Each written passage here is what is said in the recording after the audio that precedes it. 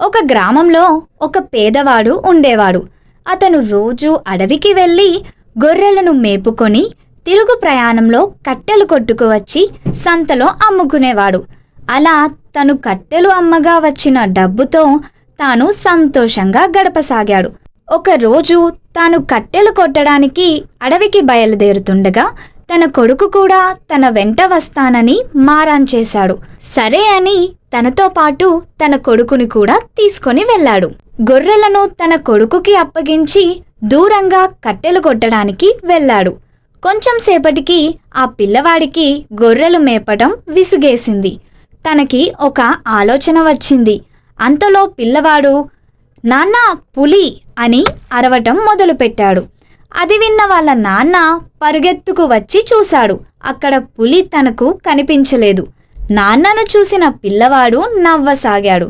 వాళ్ళ నాన్న తిరిగి కట్టెలు కొట్టడానికి వెళ్ళాడు. మరలా పిల్లవాడు పులి అని అరిచాడు. మరలా తిరిగి నాన్న పరుగెత్తుకొచ్చాడు. నాన్నను చూసి పిల్లవాడు మళ్ళీ నవ్వాడు. నాన్న పిల్లవాడిని మందలించి తిరిగి కట్టెలు కొట్టుకోవడానికి వెళ్ళాడు. ఈసారి నిజంగా పులి వచ్చింది. దానిని చూసి భయపడిన పిల్లవాడు నాన్నా పులి, నాన్నా పులి అని అరిచాడు. అది విన్న వాళ్ళ నాన్న మళ్ళీ పిల్లవాడు అబద్ధం ఆడుతున్నాడని అనుకొని పట్టించుకోలేదు. ఈ లోపల పులి గొర్రెలను తినేసింది. నీతి: అవసరమైన అబద్ధం ఆడరాదు. అనగనగా ఒక ఊరిలో రమేష్, సురేష్ అని ఇద్దరు అన్నాతమ్ముళ్ళు ఉండేవారు. సురేష్కి డబ్బు మీద ఆశ ఎక్కువగా ఉండేది. రమేష్కి కొంత పొలం, పనికిరాని వస్తువులు ఇచ్చి మిగిలిన ఆస్తి మొత్తాన్ని సురేష్ తీసుకున్నాడు. రమేష్ తనకి ఉన్న కొంత పొలంలోనే కష్టపడి కూరగాయలు పండించేవాడు. అలా కొంతకాలం గడిచినది. వర్షాకాలంలో వరదలు బాగా రావటం వల్ల పంట మొత్తం పోయినది. తినడానికి తిండి కూడా లేక ఇంట్లో ఉన్న సామాన్లు అన్నీ అమ్మడానికి వర్తకుడి దగ్గరకు తీసుకువెళ్లగా అందులో కొన్ని తీసుకుని కొన్ని పనికిరావు అని తిరిగి ఇచ్చేస్తాడు. ఆ వస్తువులని తీసుకొని ఒక పాత చెంబుకి ధరలేదు అని తనకి తిరిగి ఇచ్చేస్తాడు. ఆ చెంబును తిరిగి తీసుకొని వెళ్ళిపోయాడు. అలా వచ్చిన డబ్బుతో చిన్న వ్యాపారం మొదలుపెట్టాడు. వచ్చిన లాభం అంతా ఆ చెంబులో ఉంచేవాడు. మరుసటి రోజు ఆ డబ్బు చూడగా అది రెట్టింపు అయి ఉండగా ఎంతో ఆశ్చర్యపోతాడు. రెండవ రోజు కూడా అలాగే జరగడంతో ఎంతో ఆనందపడ్డాడు. అప్పుడు ఆ చెంబులో ఏదో మహిమ ఉందని గుర్తిస్తాడు. రోజూ అలా తను సంపాదించిన ధనాన్ని చెంబులో పెడతాడు. వచ్చిన ఆ డబ్బుతో వ్యాపారాన్ని అభివృద్ధి చేస్తాడు. ఇంకా కొంతకాలానికి పెద్ద ఇల్లు కూడా కట్టుకుంటాడు. ఇవన్నీ చూసి సురేష్ ఆశ్చర్యపోతాడు.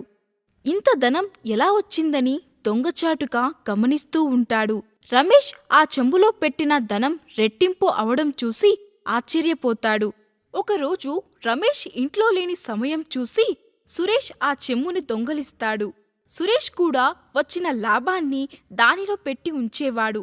మరుసటినాడు ఎంతో ఆశగా వెళ్లి చూడగా డబ్బు రెట్టింపు కాకపోగా సగం అయింది.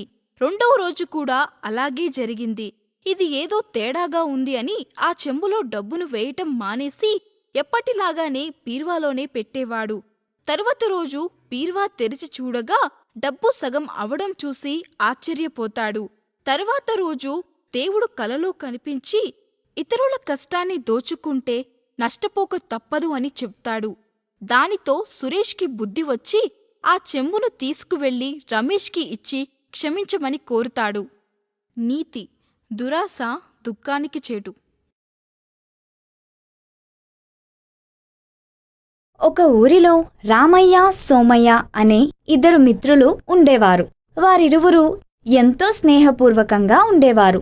రామయ్య ఏదో పని నిమిత్తం పక్క ఊరు నుండి వస్తూ ఉంటే ఒక చెట్టు కింద చిన్న కుందేలు ఉంటుంది. దానిని చూసిన రామయ్య కుందేలును పట్టుకోవాలని దగ్గరకు వెళ్తాడు. కానీ కుందేలు పారిపోతుంది.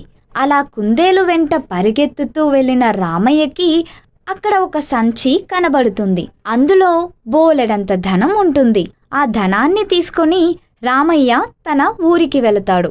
ఊరికి వెళ్ళిన రామయ్య జరిగిన కథ అంతా స్నేహితుడు సోమయ్యకు చెప్తాడు. అప్పుడు సోమయ్యకు ఒక మాయదారి ఆలోచన వస్తుంది. తను కూడా ఆ చెట్టు దగ్గరికి వెళితే కుందేలు వస్తుందని, ధనం దగ్గరికి తీసుకెళ్తుందని పక్క ఊరిలో చెట్టు దగ్గరికి వెళ్తాడు.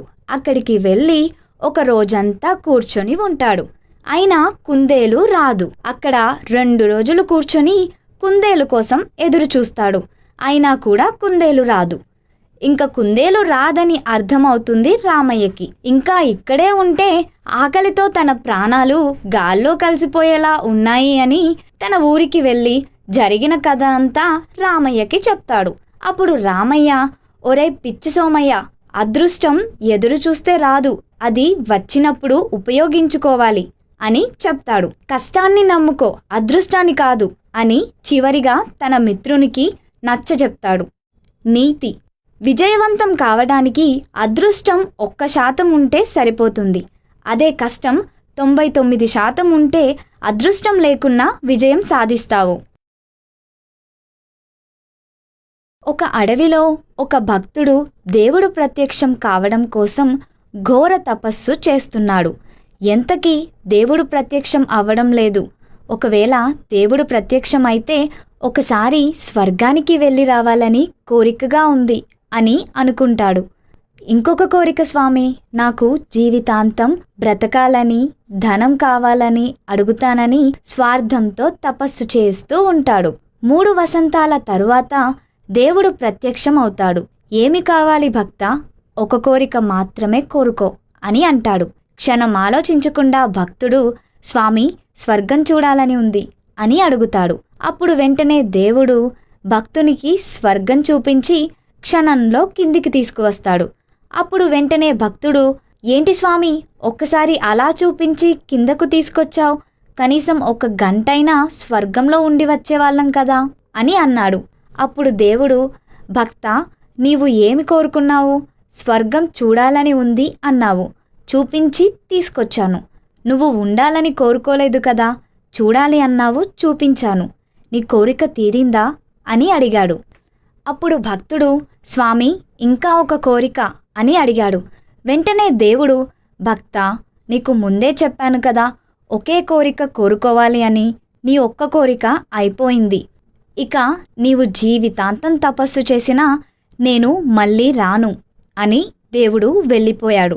స్వార్థంతో చేసేది భగవంతుడి పూజ అయినా సరే ఆ ప్రతిఫలం సంతోషాన్ని ఇవ్వదు. నిస్వార్థంగా అందరూ బాగుండాలని కోరుకుంటే అందరిలో మనము ఉంటాం కనుక మనం కూడా బాగుంటాము.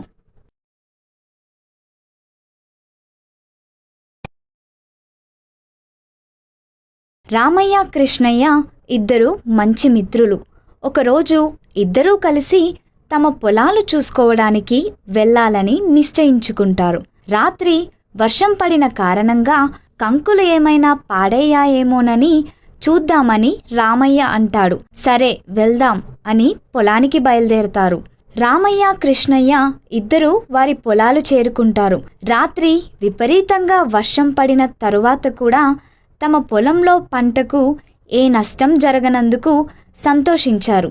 సరే ఇంటికి వెళ్దామని బయలుదేరుతుండగా కృష్ణయ్య తన పక్క పొలంలో ఉన్న సోమయ్య పొలం గట్టు మీద ఒక కుందేలు వెళ్ళటం చూస్తాడు. ఆ కుందేలును పట్టుకోవాలని ఆతృతతో సోమయ్య పొలాన్ని తొక్కుకుంటూ వెళ్తాడు. ఇది చూసిన రామయ్య కృష్ణయ్యను గట్టిగా మందలించాడు. కృష్ణయ్య పట్టించుకోకుండా పరుగెత్తుతూ వెళ్తూ సోమయ్య పొలాన్ని తొక్కేశాడు. చివరికి ఆ కుందేలు కూడా దొరకలేదు. మరుసటి రోజు ఉదయం మళ్ళీ వాళ్ళు పొలం చూసుకోవడానికి వెళ్తారు. కృష్ణయ్య పొలంలో కంకులన్నీ ఎవరో తీసుకెళ్తారు. ఏమైంది అని పక్క పొలం వారిని విచారించగా రాత్రి దొంగలు వచ్చి పంటనంతా దోచుకెళ్లారు అని తెలుస్తుంది. కృష్ణయ్యకు అప్పుడు అర్థమవుతుంది, మనం ఒకరికి చెడు చేయాలని చూస్తే మనకు అదే జరుగుతుంది. మంచి చేస్తే మంచి తిరిగి వస్తుంది.